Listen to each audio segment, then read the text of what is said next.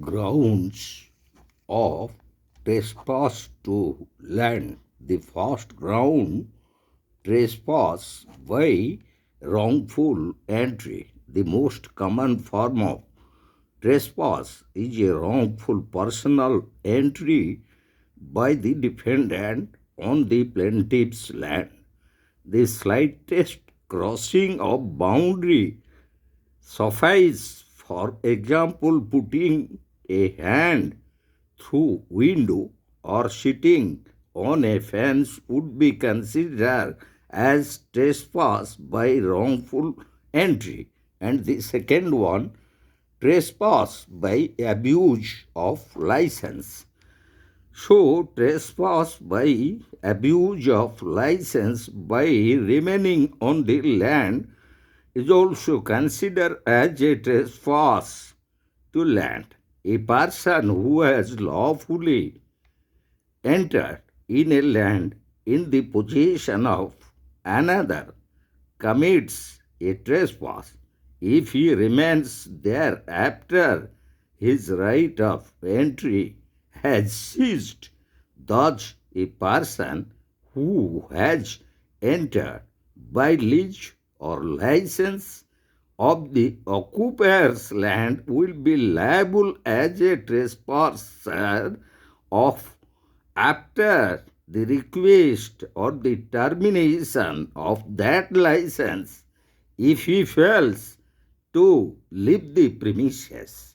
And the third ground is trespass by placing things on the land.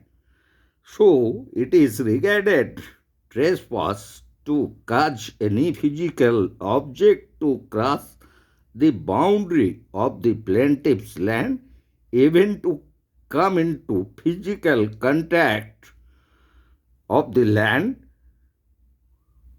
with the plaintiff's land, even though there may be no actual crossing of the boundary, thus driving a nail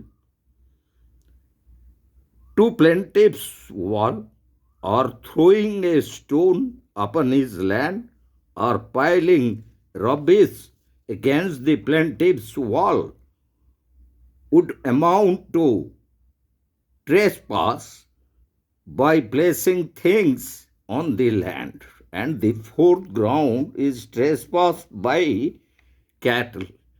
So, in trespass by cattle, no damage need be proved. Nominal damage may be awarded for mere entry.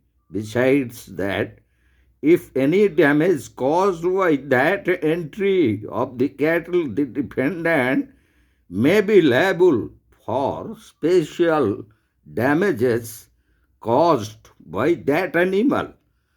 Cattle here includes oxen, horse, swine, etc., but not dogs and cats.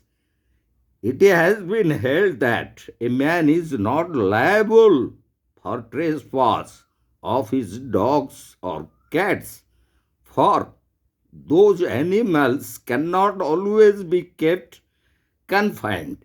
So, these are the grounds